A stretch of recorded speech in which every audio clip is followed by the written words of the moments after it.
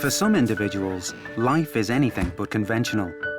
Their passions have become an obsession, and their daily routines challenge social taboos with often shocking consequences. Some of their obsessions are familiar, like money. I got to the stage where I had so much money that, literally, I just didn't know what to do with it. Everybody that I've spoken to in this business is driven by greed. Food. Food is my friend. It's a companion, and it replaces friendship, relationships. Or sex. God designed sex. He wants us to have the best sex possible. When I say people are literally having sex on the hoods of their cars in our church parking lots, that's not an exaggeration, that's a fact. Others are more bizarre. And it's kind of watching you eat itself. If I was in a place where human baby was on the menu and it was legal, I think I'd have to try it just to say I did it. But in every case, their obsession has become all-consuming. Tonight, we meet a man determined to rid his neighborhood of prostitution, whatever the cost. And I really thought, this could be the big one. Something could really happen at this point. We meet the British man whose addiction to food has turned him into the fattest man in the world. Food's made me happy. I also know it's killing me. A couple whose mission to spread the word of God took an unusual turn. I felt God say to me, I want you to set up a Christian sex website. A Californian who likes his food so fresh, it's not even dead. If no one was looking, I would reach into that tank and just grab one of those babies and just chow down. And a man whose fetish for feeding his girlfriend is posing a serious danger to her health. I'd like her to get to a certain point in terms of her weight, but not to a point where it's gonna take away her mobility.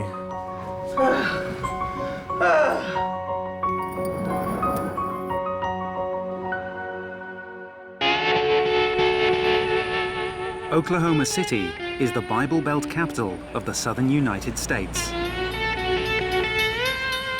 But despite its God-fearing reputation, the city has a prostitution problem. When I say people are literally having sex on the hoods of their cars in our church parking lots, that's not an exaggeration. Street prostitutes and the men who use them, known as Johns, are a constant presence in certain neighborhoods. I'm gonna head out to South Robinson.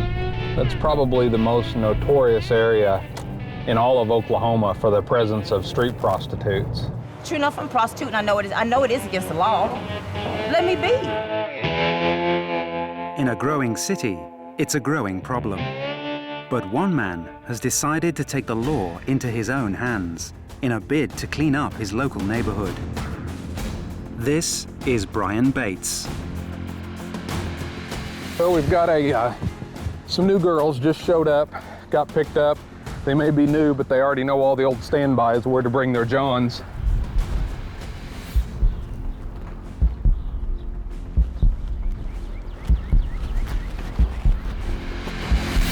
You're busted, buddy.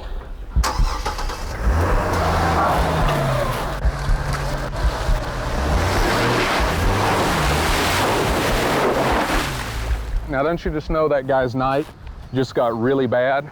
He was sitting there underneath this Oklahoma sky, 70-something degrees, thinking, wow, could life not get any better? He's got him a hooker, he's got him a nice little parking space, and then here comes a video vigilante. Brian began his career as an anti-prostitution activist some 13 years ago. And he used to live in an area downtown Oklahoma City that was full of prostitutes. He would be late for work sometimes, having to be stuck in the traffic of the men trying to pick up these women. He decided to follow one of the cars, and he actually walked up on the act happening. He called the police, he filed a citizen's arrest, he went through all the motions, and when it came down to going to court, he lost. The prosecutor jokingly said to me, you know, Brian, I guess unless you catch it on tape, nobody's going to believe you. The next day I picked up my camera and the video vigilante was born. I think they're going to be right around this corner right here. Brian's obsession has since taken over his whole life. He quit his job as a marketing manager to devote his time to catching on camera the men who use prostitutes. It's gone from me working other jobs and doing this on the side, that this really is my career now. He is down on Robinson. He identifies who the prostitutes are. He's following people who are committing a crime and who are making it impossible for families and for the citizens to actually live and enjoy their neighborhood. The goal has never been to eradicate it. It's been to dispel the myths and to expose people to the graphic reality of street prostitution. On public streets, Brian's filming is perfectly legal, but his intervention doesn't stop there. A couple of clicks, and it's a life sentence for each one of these guys. Brian has no qualms about publishing the names and faces of those he catches. He posts the video footage on his own website and licenses it elsewhere as a deterrent to others. Over 17 million people have seen my videos on one website alone. People want to see the wreck. Is the wreck going to be that Brian catches some fool with his pants down? What's going to happen? Brian's shooting technique is to publicly shame the men he catches on camera. Are you a married man? Yes. What would your wife say? What's going through your head, buddy? Nothing. I just don't think. I mean, can you understand why I'm out here doing this? Yes. If I don't scare the hell out of you guys, you just keep coming back? They're always married. They always have children. Oftentimes their children are older than the prostitute that they picked up, and they always regret it. And unfortunately, if you get caught by me, you may just regret it the rest of your life. But not everybody thinks that Brian's mission is entirely altruistic. The videos are now his prime source of income. He says he's doing it to clean up the streets, but in the same token, he's selling tapes. You know, how are you doing this to clean up the streets, but you're selling tapes and making money off of us? As well as licensing his footage to the media, Brian is no stranger to self-promotion. He accepts TV appearance fees and stages publicity stunts to promote his brand. Last summer, it was all the people that had been arrested that last year. Now this one isn't all, but it's an awful lot of the men who've been arrested, and most of them have already been charged in 2008. Brian estimates that last year his videos earned him $70,000, but he sees no contradiction in waging a moral crusade while improving his bank balance. You get an audience of millions, and it's a global audience. This video alone, it's the 56th most viewed this week video in the United Kingdom. I do not hide from the aspect. I make money at what I do. I am a brand. The Video Vigilante is a brand. Every single time I turn on the video camera, it is an opportunity for me to get my activism out there, call it propaganda, call it whatever you want. I know what it's going to take to make the most out of it. But not everybody is convinced that his actions are a deterrent to street prostitution. There's no data that suggests that his activity has put a dent in the crime of prostitution in Oklahoma. He's not a trained evidence collector. Oftentimes with people who are going out and videotaping somebody and turning a videotape over to us, all you're getting is tape of somebody having sex. You're busted, buddy. But we don't know exactly what the transaction was between them. We don't know what the understanding was. We're missing a critical piece of the puzzle there to prosecute a case. In the neighborhoods that Brian has targeted, reaction from the local residents has also been mixed. Well, I think he's doing a good job. I mean, and there's nobody else out here doing it. We can't seem to get the police out here to do that. I think it's a great idea what he's doing. If a guy goes out and prostitutes, I think he gets what he deserves. I think he's gone too far. I think he's overstepped the bounds and he's trying to take the law into his own hands, and I think he just needs to back off. Personally, I think he's a jerk. I don't agree with his approach. I think there'd probably be a easier way and a more efficient way to maybe stamp out some of that activity. That's why we have the police and people with authority to take care of that. Brian Bates has also made enemies amongst the very prostitutes he claims to be trying to help. He still bothers me. He still films me. He still harasses me. Everybody he sees me in the car with, he either calls their family or he calls their boss. He's making my life miserable. All I ask is that he leave me alone. I've left him alone. All I ask is that he leave me alone and let me go on about my business. Whether his mission is a selfless crusade to clean up the streets or simply a money-making enterprise, one thing remains clear. Brian Bates has no intention of stopping. There's really only one constant. That's me and the prostitutes out on Robinson. If these prostitutes were out working in front of City Hall or working in front of the mayor's home, then it would become their priority to clean it up. And while the city wants to sweep it under the rug, I keep dragging it back out again. 10 years and 3 children into their married life, committed Christians Stan and Stella Haggerty realized that their sex life was flagging. They decided to take radical action. We visited a high street sex shop? Yeah. Yes, for the first time ever. It never kind of occurred to us. But it wasn't a back street one, it was a high street. Yeah. When we were in there, we were quite shocked by the mixture of things that was in there, in that you had some stuff which looked kind of fun, but then mixed in with that was sort of chains and whips and bondagey kind of stuff, and other stuff that you would think, you know, would be fine with a marriage, and some that wouldn't, in terms of, you know, the Christian understanding of it. With much of the sex toy merchandise on sale, at odds with their Christian beliefs, Stan and Stella were unsure where to turn next. Help came from an unlikely source. I felt God say to me, I want you to set up a Christian sex website, but one which is radically different from what's out there already.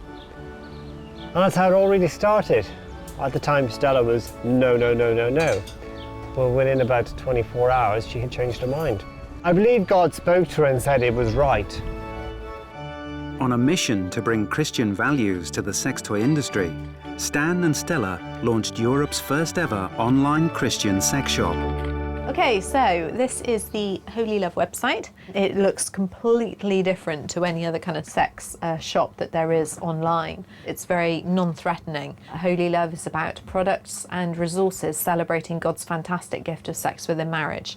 And as you can see, there are an awful lot of different types of sex toys. Again, we've tried to use wording that people who are perhaps just starting out, it will help them to find what they want. Confident that their business venture had God's blessing, the Haggertys invested a small fortune in buying stock that they felt comfortable with. Okay, we are in the warehouse of Holy Love. So there's lots and lots of sex toys and things around here. Along the top here, we've got some of the ball games that we have. And then we have Willy Play. And of course, accompanying that are the booby play dice. There are many different types of rabbits. Some of them will just have one vibration, okay? And then others of them may have 3, 4, 5 levels, and also go round this way as well as up and down as well. There is nothing wrong with sex toys. And also a rather heavy-duty vibrator. As long as they're not harmful or, you know, in any way, then there isn't anything wrong with them. Down below, we have lots of different types of condoms. We're definitely not saying that people have to use sex toys. If a couple never wants to, that's absolutely fine, you know.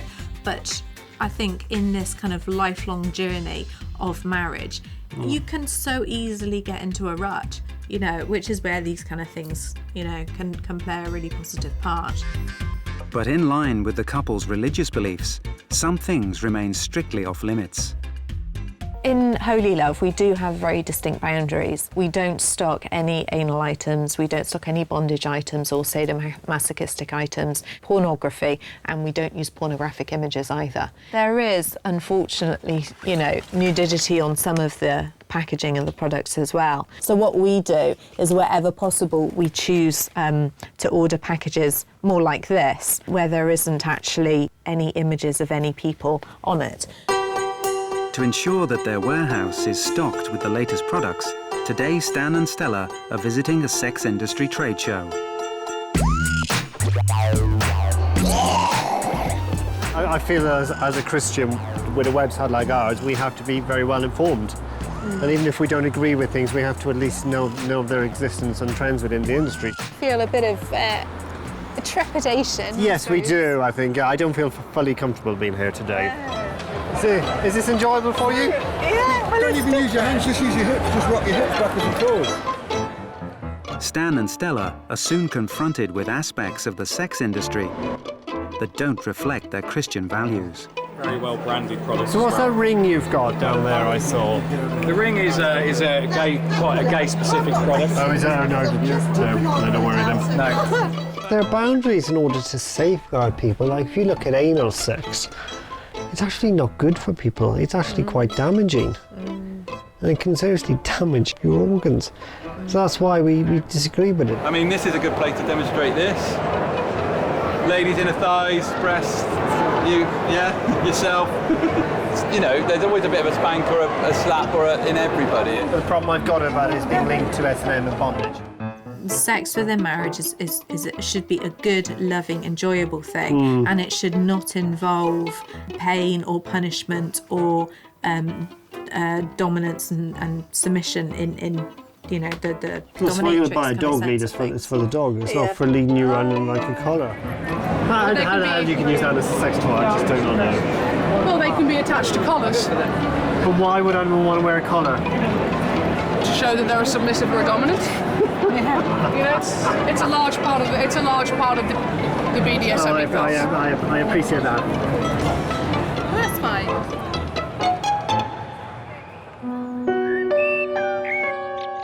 But Stan and Stella's obsession with spreading God's word about sex hasn't all been plain sailing. In our previous church, holy love meant that we had to leave it, which was really sad. It was particularly sad on the children, to be honest, because they were really settled. Shall we go to bed now? We brushed your teeth. And it wasn't just their own church that ostracized them. As word about their website spread, the Haggertys began receiving religious hate mail from all over the world. Night, night, God bless. Dear brother in Christ, which is ironic, I would like to point out that Holy Love website and Holy Love itself is a satanic investment. You have made a fool of God also. Satan will be next to visit. Better put the kettle on. Not joking either. End of letter. Well, not quite sure what you say to that, really.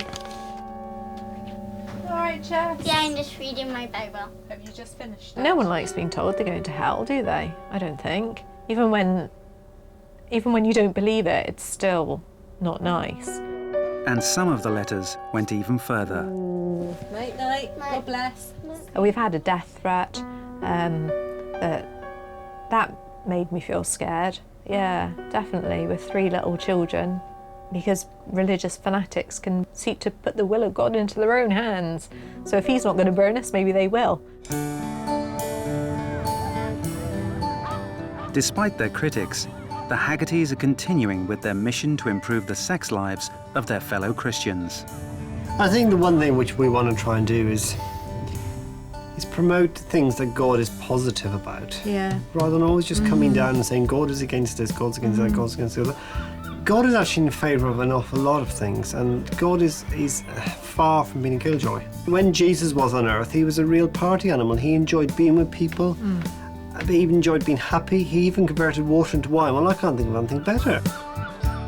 Just like their religious beliefs, holy love is not something that they'll give up easily.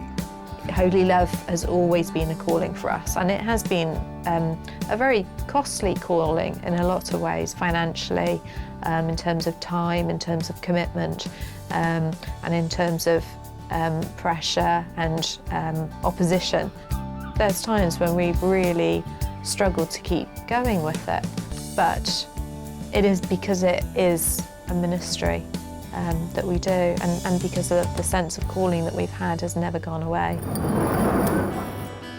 This is Paul Mason. Oh, I don't look at myself because I really hate the way I look. 48-year-old Paul is known as the world's heaviest man. I have got an illness. It's a binge eating disorder. And I know it's bad, but I've got to have it. Paul weighs 70 stone, over 5 times the weight of the average man. He is bedridden and unable to leave his house. Food is my friend. It's a companion, and it replaces friendship, relationships. Food has imprisoned him. This is it. He's in bed constantly. There's nothing more he can do with his life. Paul binges on junk food, consuming around 20,000 calories a day, 8 times the recommended daily intake. It's like having a child who can't be told they're not allowed to have it. At the moment, this is better than having a normal life. But Paul's life didn't always revolve around food. As a child, he led a normal, healthy existence. When I became 11, Dad got me a bike and also done pate around until I left school.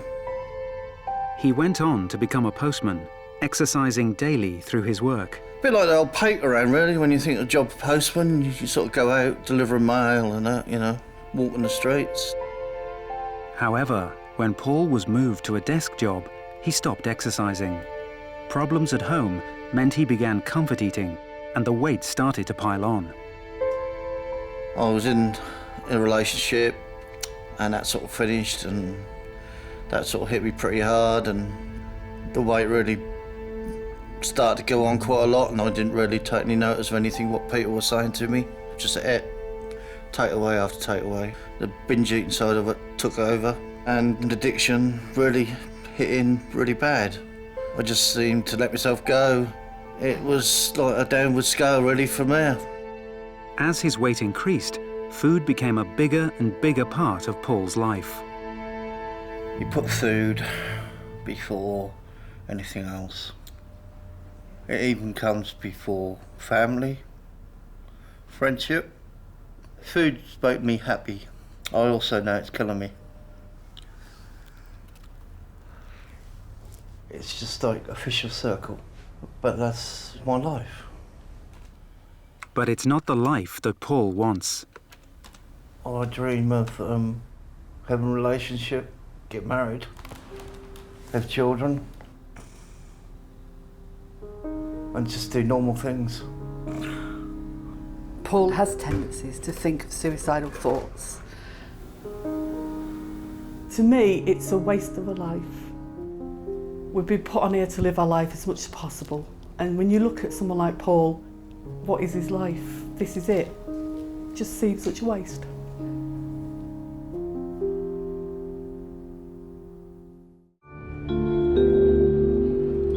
Since the 1960s, California has had a reputation as a cultural melting pot, with an ethnically diverse population and shops and restaurants to match. But one man has brought new meaning to the phrase culture shock. Eddie Lynn is a self-styled food adventurer with an appetite for the extreme. I definitely have a taste for the bizarre. And Gourmet Eddie has one particular gastronomic favorite. I do get a thrill out of eating live food.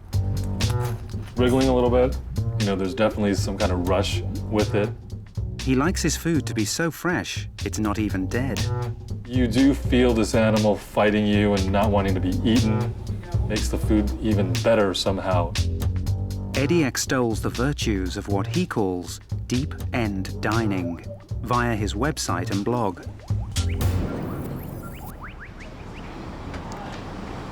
Thank you. Appreciate it. When you eat your food, you should at least recognize what the animal is. If I was hungry enough and no one was looking, I would reach into that tank and just grab one of those babies and just chow down. Well, I take it to another level where I really get to know my food.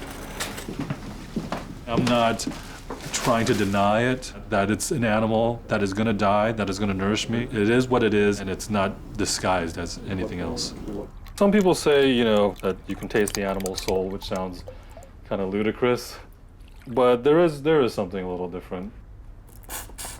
We humans put ourselves on this higher consciousness level. I suppose that's where the guilt should happen, but you know, when all things are set aside, you know, we're still top of the food chain, and we're eating, you know, these animals that are basically here to nourish us.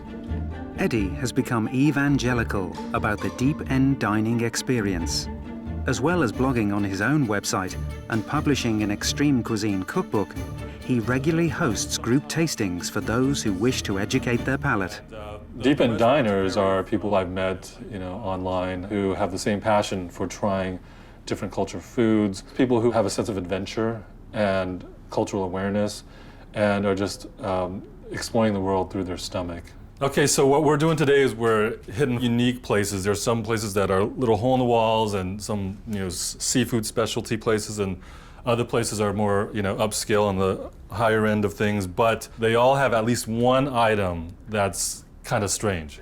I have a certain amount of trepidation about eating these, but also I want to overcome those fears and see what is next on the menu and learn more about the world and enjoy what I eat. Animals in the wild, they'll eat like, big fish eats little fish. Heck, if I was in a place where I could eat, where human baby was on the menu and it was legal to try it, I think I'd have to try it just to say I did it. First on the menu is one of Eddie's favorite live dishes, drunken shrimp. The drunken shrimp, oh man, that's a lot of drunk shrimp.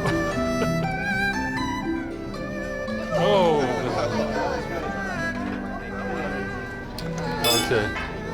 So all you do is you separate the head from the tail, and then you suck the brine and everything from the head and whatever else is in there. Does it come out easy? Oh yes, it's definitely moving. Yeah, okay, let's do the head. Twist it. Eyeball. For the main course, this particular restaurant's speciality, live lobster. Yeah, it's definitely still alive. It's moving. The lobster is essentially severed in two. The tail meat has been scooped out. It's been thinly sliced and presented sashimi style and plated on the back of its tail shell. And it's kind of watching you eat itself. After they remove the tails and cut up the meat, how long do these guys actually stay alive? Is this twitching? Are they alive? Yeah, it's still alive. They're still yeah. alive. How So long probably on the do bed you of think? ice, probably for an hour. Oh. Yeah. What do you think? Pretty tasty?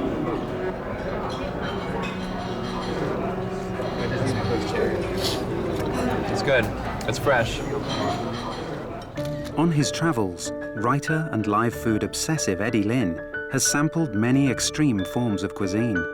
But one dish has so far eluded him, live octopus. In the past, he's sampled freshly severed octopus tentacles, but never the animal as a whole. Although it's considered a Korean delicacy, live octopus is not something found on the menu in many restaurants in Los Angeles. It's so indigenous, to the culture, and so guarded that, you almost need to be Indiana Jones with a multilingual background in order to get this stuff. Few restaurants are willing to serve the dish because it carries a health warning. There is a real risk that the octopus could choke the diner to death. But following a tip from a blogger on his website, Eddie believes he's found an accommodating establishment in Koreatown. This is our menu right here. We actually specialize in live halibut. Oh yeah? And then we actually have some live octopuses too. Do you think I could get a whole one? We usually don't serve it like that. We usually cut it up because this is quite a big octopus. Right. Well, can you give me their smallest one? Because I want to do it the real way. I want to do the authentic way. Yeah, I'll tell our sushi chef to make it special for you. But having successfully ordered off-menu, Eddie is having mixed feelings about what's coming next. Making me nervous, but I'm excited. I guess I'm kind of nervous because he looks a little nervous. So. It's actually a delicacy, so not a lot of Koreans eat it. I never tried it whole, but I would never do it that way. I mean, that's a little too extreme. Not everyone wants to do it. I wouldn't force anyone to do it. As well, I don't want anyone to impose their values onto me, telling me that I can't eat live food, and I wouldn't make them do it. We agree to disagree, and it just leaves more for me on the plate. You can't not have a rush right now. It's just so intense. I mean, look at this guy. Holy shit, man. This is insane.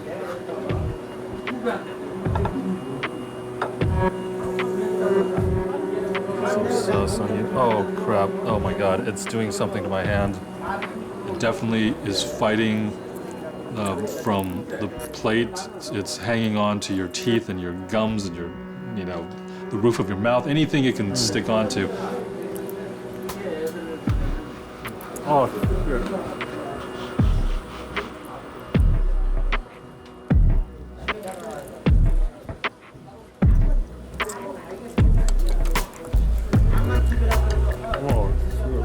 Doesn't want to be eaten. In fact, it would rather kill you. If it could suffocate you by sticking to your throat, it would. They're fighting with you, aren't they? I was kicking my ass. The chemicals are like, and it's actually trying to gag me right now. See, that's the reason that we don't usually serve it like this. I don't think you want that running away on you. Oh. I think I'm done. Even for Eddie, this particular live dish has proved a culinary challenge. It's a different experience. There's nothing else like it, and you know, that's part of why I do it. Despite the less than satisfactory live octopus dining experience, Eddie's fascination with the world of extreme cuisine remains. Have a great day. I definitely enjoy the thrill of live food, so I don't think I will, you know, give this up anytime soon, at least. Paul Mason is known as the heaviest man in the world. He's in bed constantly, there's nothing more he can do with his life. An addiction to food has seen his weight increase to over 70 stone, more than 5 times the weight of the average British man. Food is my friend. It's a companion. In addition to the food cooked for him by his carers, Paul orders high-calorie snacks online. I didn't know you'd done an order. Yes, I'm having a bit of a bad day today. And has food delivered by local takeaways. Can I have one number 14 spring roll, 235 chicken chow mein, large chips, large haddock? No, that'll do.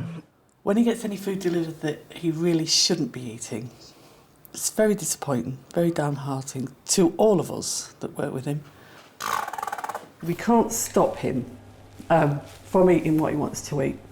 Take away his human rights otherwise, but we're here to try and persuade him gently.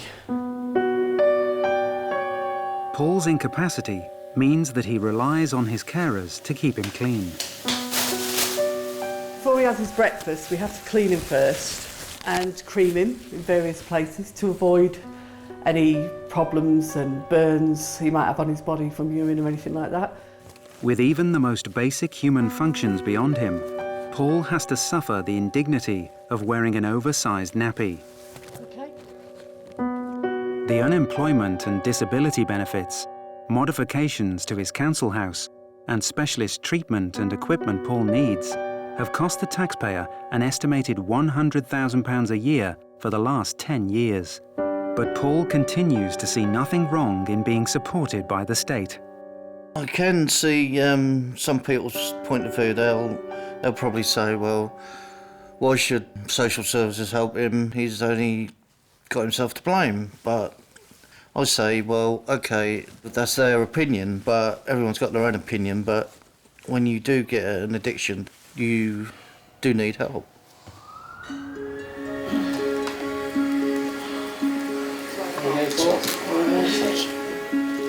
Today, Paul has been struggling to breathe properly, and his concerned carers have called in the paramedics. I've had breathing problems, and I can't cope at home. I think that's mostly weight-related problems. Yeah, my weight's gone quite substantially since I ain't been able to get out and about. It's decided that Paul needs to go to hospital, but his weight means that he requires a special oversized reinforced ambulance.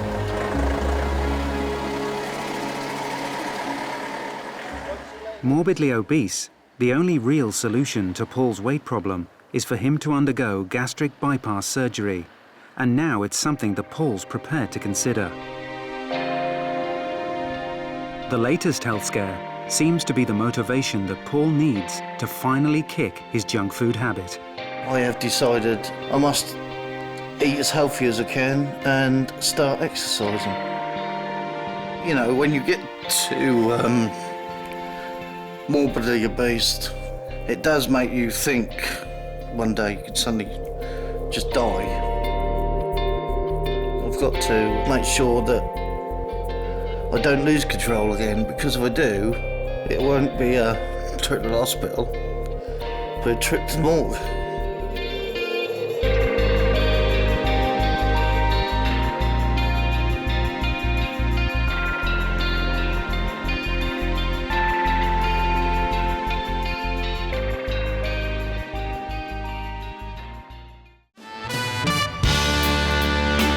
There's a lover in my life. He sends me gifts and flowers. He changes. Skelly Jackson is a man obsessed with food. But it's not food for his own consumption that has taken over his life. Hey. God, that smells so good. Hi. How are you? Good. Good. I missed you. This is all for you. Skelly's obsessed with feeding his partner Patty and watching her gain weight in what's known as a feeder-feedee relationship. Perfectly seasoned. Feeder means there's a person who supplies another person with food, enjoys seeing them get bigger and bigger, and they get joy out of it. And the person who is the feedee usually is a food lover, so they also get a little joy out of it too. And I've basically given up my body, to him to be bigger, for the relationship. When Skelly first met Patty, she weighed 28 stone. But now, after 8 years together, her weight has increased to over 40 stone. She's almost like a little kid when she sees a meal she likes. And, a little giddy, a little happy, cheering. Oh, I love to watch him cook. Oh, turns me on. And just knowing he's cooking it for me, wow. This is like our foreplay. And then when he feeds me, oh, I gotta watch it or have the big O already.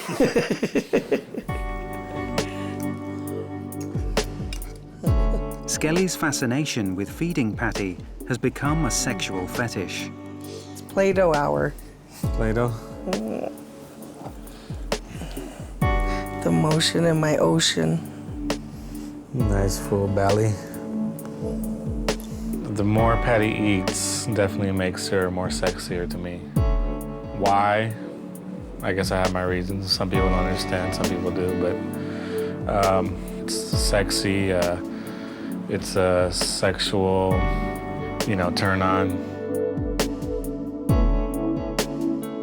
People just don't understand how erotic this is, what a great feeling this is, what a turn on this is.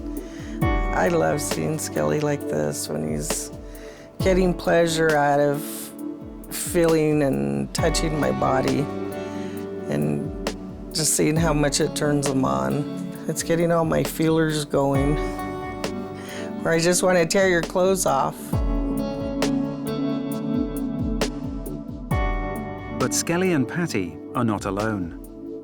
There are a growing number of websites catering specifically for men who have a fetish for large women. Online, Patty is known as Goddess Patty, and she has a cult following. There are so many men out there that lust after larger women. You just can't imagine. They say that I ooze sexiness. For some men, seeing or chatting to Patty online just isn't enough. So she offers a rather unique personal service. Today, she's expecting a visit from Sean. Men like big women because they like meat, especially out here. The bigger, the better. The more loving to get, the better. Men like to have a lot of loving. The price of meeting Patty in the flesh, $300. Just lay down, put your feet that way. And we're off to the races.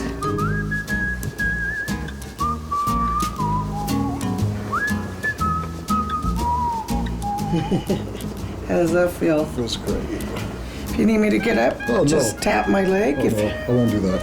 Oh, you won't? No. Oh, really? I'm not feeling the boner yet. Well, he could be small. You know, that black thing is a myth. A lot of the men that I deal with, even the women, they get sexually aroused by me sitting on them. You can actually see him sexually aroused. Yeah. If you know what I mean. Yeah. I loved it. And the first time she sat on me, I felt a sharp little pain, but then it turned into pleasure. It felt good, you know, and then when she sat on me, I wanted more of it. But Patty's weight has a serious downside.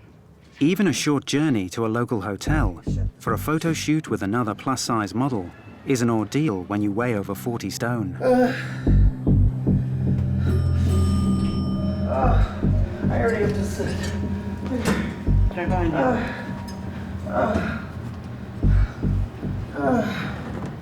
I'm so exhausted.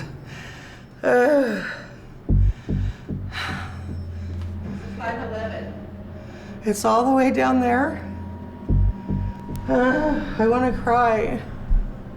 Does it bother me that Patty is somewhat immobile? To a certain extent, but she's still, you know, able to do certain things. I'd like her to get to a certain point in terms of her weight, but not to a point where it's going to take away her mobility. If it takes away her mobility, it's not, that's going a little over my limit anyways.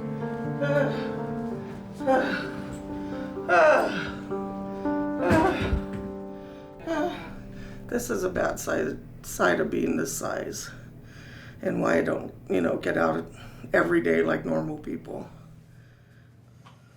Despite Patty's mobility and health issues, Skelly still wants her to gain a little more weight. There probably is a little bit more weight to put on with her, but probably it's not much more. I guess you could say we are willing to take the risk. All right, here we go. Smile, Michelle. That's hot. And despite the risks, neither Skelly nor Patty want to change the way they live their lives. People that don't understand our relationship, as far as we're concerned, it doesn't matter to us. We're still gonna live our life the way we wanna live it. You know, people are gonna judge no matter what. We'll feed each other. I'll give you a bite. And I think people should do whatever they want to do. Yeah. I mean, everybody has something that makes them happy, and people aren't necessarily going to agree with it all the time, so who cares what people think? In our eyes, in our hearts, it's not dangerous. We're just living the life we want to live, and it's our choice.